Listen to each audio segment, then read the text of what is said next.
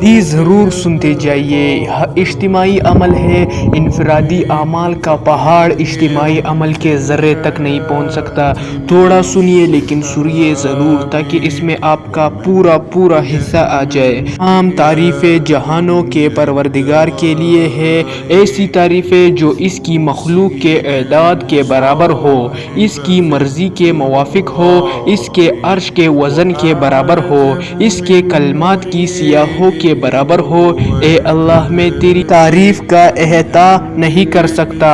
تو ایسا ہے کہ جیسا کہ تو نے اپنے تعریف خود بیان کی۔ اے اللہ، ہمارے سردار نبی کریم صلی اللہ علیہ وآلہ وسلم پر درود و سلام اور برکات نازل فرما، اور تمام نبیوں اور رسولوں اور ملائکہ مقربین پر بھی۔ اے ہمارے رب، ہماری اور ہم سے پہلے مسلمانوں کی مغفرت فرما، اور ہمارے دلوں میں مومنین کی طرف سے کینہ پیدا نہ کر۔ اے ہمارے رب، تو مہربان اور رحیم ہے۔ اے الہ رب العالمین، میری اور میرے والدین کی اور تمام مومنین اور مسلمانوں کی مغفرت فرما۔ بے شک تو اس کے بعد وہ دعا پڑھے جو حضور اقدس صلی اللہ علیہ وآلہ وسلم نے حدیث بالا میں حضرت علی رضی اللہ تعالی عنہ کو تعلیم فرمائی، اور وہ یہ ہے: اے الہ عالمین، مجھ پر رحم فرما کہ جب تک میں زندہ رہوں گناہوں سے بچتا رہوں، اور مجھ پر رحم فرما کہ میں بیکار چیزوں میں کلغت نہ اٹھاؤں، اور اپنی مرضیات میں خوشی نظری مرحمت فرما۔ اے اللہ، زمین اور آسمان کے بے نمونہ پیدا کرنے والے، اے عظمت اور بزرگی والے اور اس غلبہ یا عزت کے مالک کے حصول کا ارادہ بھی ناممکن ہے۔ اے اللہ، اے رحمان، میں تیری بزرگی اور تیری ذات کے نور کی تفضیل تجھ سے مانگتا ہوں کہ جس طرح تو نے اپنی کلام پاک مجھے سکھا دی، اسی طرح اس کی یاد بھی میرے دل سے چسپاں کر دے، اور مجھے توفیق عطا فرما کہ میں اس کو اس طرح پڑھوں جس سے تو راضی ہو جاوے۔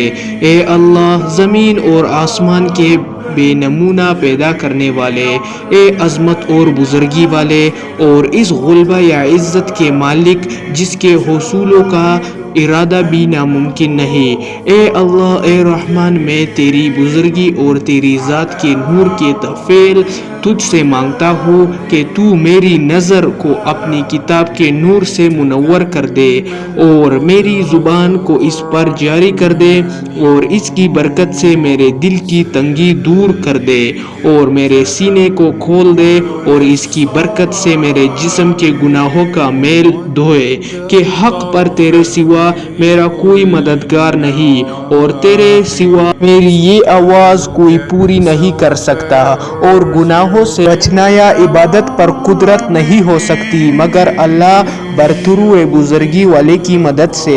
پھر حضور اقدس صلی اللہ علیہ وآلہ وسلم نے ارشاد فرمایا کہ اے علی، اس عمل کو 3 جمعہ یا 5 جمعہ یا 7 جمعہ کر، انشاءاللہ دعا ضرور قبول کی جائے گی۔ قسم ہے اس ذات پاک کی جس نے مجھے نبی بنا کر بھیجا، کسی مومن سے بھی یہ دعا نہ چکے گی۔ ابن عباس رضی اللہ تعالی عنہ کہتے ہیں کہ علی رضی اللہ تعالی عنہ 5 یا 7 ہی جمعے گزرے ہوں گے کہ وہ حضور صلی اللہ علیہ وآلہ وسلم کی مجلس میں حاضر ہوئے اور عرض کیا: یا رسول اللہ، پہلے میں تقریباً 40 آیاتیں پڑھتا تھا اور وہ بھی مجھے یاد نہ ہوتی تھی، اور اب تقریباً 40 آیاتیں پڑھتا ہوں اور ایسی ازبر ہو جاتی ہے کہ گویا قرآن شریف میرے سامنے کھلا ہوا رکھا ہے۔ اور پہلے میں حدیث سنتا تھا اور جب اس کو دوبارہ کہتا تھا تو ذہن میں نہیں رہتی تھی، اور اب حدیث سنتا ہوں اور جب دوسروں سے نقل کرتا ہوں تو ایک ایک لفظ بھی نہیں چھوٹتا۔ حق تعالی شانہ اپنے نبی صلی اللہ علیہ وآلہ وسلم کی رحمت کے طفیل مجھے بھی قرآن و حدیث کے حفظ کی توفیق عطا فرمائے، اور تمہیں بھی۔ اگر ہم خود حافظ نہیں بن سکتے یا ہم سے وہ عمر چلی گئی ہے حفظ کرنے کی یا نہیں ہو سکتا، کم از کم ہم اپنے بچوں کو تو حافظ ضرور بنا سکتے ہیں۔ جو اپنے بچوں کو حافظ بناتا ہے اس کی کیا ویلیو اور فضیلت ہوتی ہے۔ جو اپنے بچے کو حافظ بناتا ہے، قیامت کے دن اس بچے کے ابو کو ایک ایسا تاج پہنایا جائے گا جو کہ سورج سے بھی زیادہ چمکنے والا ہوگا۔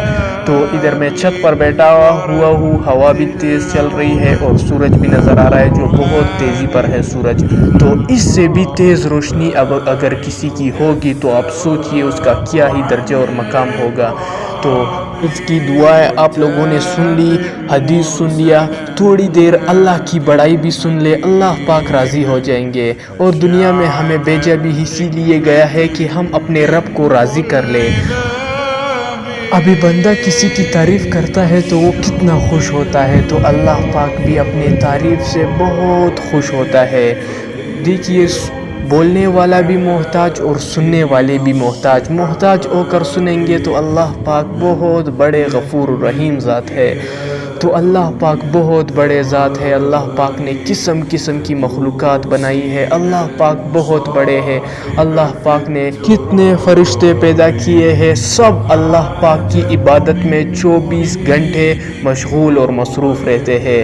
کوئی سجدے میں، کوئی رکوع میں، سب اللہ پاک کی عبادت کرتے ہیں۔ مگر اللہ پاک نے انسان کو اپنی عبادت کے لیے پیدا کیا اور جنوں کو بھی اپنی عبادت کے لیے پیدا کیا۔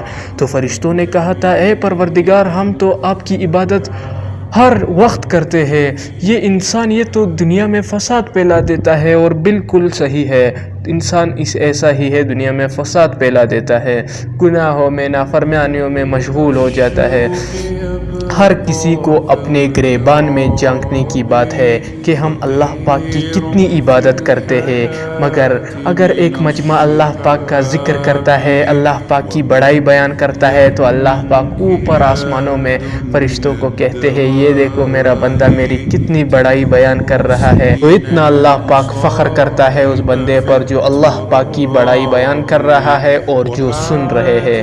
آپ سب حضرات کو بھی اللہ پاک پورا اس کا حصہ دے سننے کا۔ تو اللہ پاک بہت بڑے ہیں، اتنے بڑے بڑے سمندری مخلوق اللہ پاک نے بنائے ہیں، کتنے پیارے پیارے سمندر اللہ سبحانہ و تعالی نے بنائے ہیں جو کہ بالکل صاف شفاف پانی اس میں بہتا رہتا ہے، جتنا بھی استعمال کیا جائے وہ ختم نہیں ہوتا۔ اللہ پاک نے درخت، پھول، پودے، کیا ہی نعمتیں نہیں بنائی، سب ہی اس انسان کے لیے بنائی۔ بس اللہ پاک ہمیں بھرپور اس کا شکر ادا کرنے کی توفیق نصیب فرمائے۔ اللہ پاک نے بہت بڑا کائنات بنایا ہے ہم انسانوں کے لیے۔ انسان چاہتا ہے کہ میں دنیا و آخرت دونوں میں کامیاب ہو جاؤں، کیوں نہیں چاہتا؟ پہلے میں چاہتا ہوں کہ میں دنیا و آخرت دونوں میں کامیاب ہو جاؤں۔ اللہ پاک بھی یہی چاہتا ہے کہ میرا بندہ دنیا اور آخرت دونوں میں کامیاب ہو جائے۔ اور اللہ پاک نے کامیابی پورے کے پورے دین میں رکھی ہے۔ دین کیا ہے؟ حضور پاک صلی اللہ علیہ وآلہ وسلم کے، کہ اللہ پاک 100% ہمیں حضور پاک صلی اللہ علیہ وآلہ وسلم کے سنت طریقوں پر عمل کرنے کی توفیق نصیب فرمائے۔ میری یہ سب ویڈیوز جو ہے نا، سب حضور پاک صلی اللہ علیہ وآلہ وسلم اور صحابہ رضی اللہ عنہ اجمعین کے طور طریقے ہیں کہ انہوں کو اللہ پاک نے دنیا و آخرت میں کامیاب کر دیا۔ تو یہ جو ہم لوگوں نے پڑھا، یہ کتاب فضائل اعمال، مضمون فضائل قرآن، صفحہ نمبر 80۔